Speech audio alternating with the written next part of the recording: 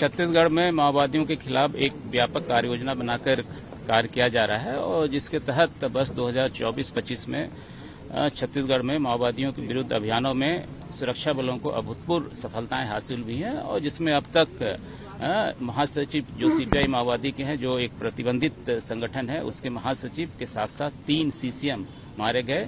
इसके अलावा 465 cadre total कुल अभी तक मारे गए हैं। ये सुरक्षा बलों के लिए एक बहुत बड़ी उपलब्धि है और जो एक संकल्प है कि छत्तीसगढ़ को नक्सल समस्या से मुक्त करने का, और इसके लिए यहाँ पे छत्तीसगढ़ की पुलिस और साथ में जो सीएपीएफ हैं, सीआरपीएफ, आईटीबीपी, बीएसएफ सभी कंधे से कंधे मिलाकर काम कर रहे हैं और इस संकल्प को हम लोग पूरा करने में निश्चित तौर पे सफल होंगे।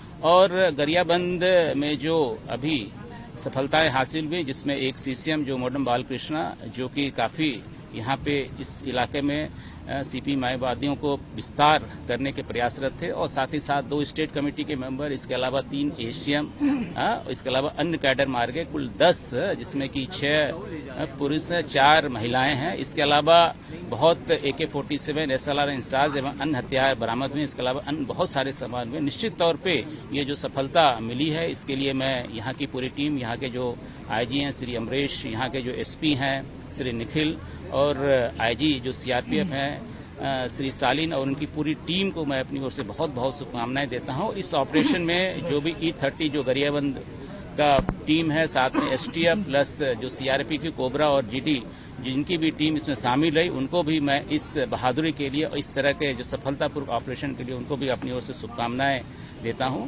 और निश्चित तौर पे ये जो सफलताएं मिली हैं, इससे न केवल जो गरियाबंद और धमतरी का क्षेत्र है, इसको नक्सल मुक्त करने में बहुत अधिक मदद मिलेगी।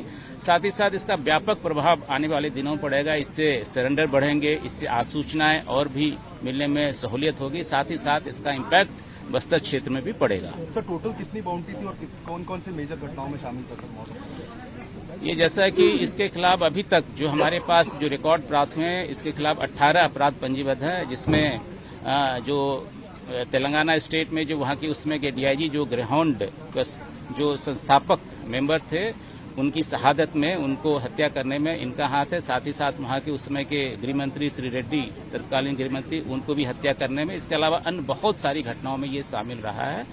और निश्चित तौर पे इसका न्यूट्रलाइजेशन सुरक्षा बलों के लिए केवल ना मनोबल बढ़ाएगा, बल्कि निश्चित तौर पे आने वाले दिनों में और भी सुरक्षा बलों को इसमें कामयाबी हासिल करने में मदद मिलेगी और इससे व्यापक इसके जो अन्य कैडर है सीपीआई माओवादियों को, उसके ऊपर भी पड़ेगा।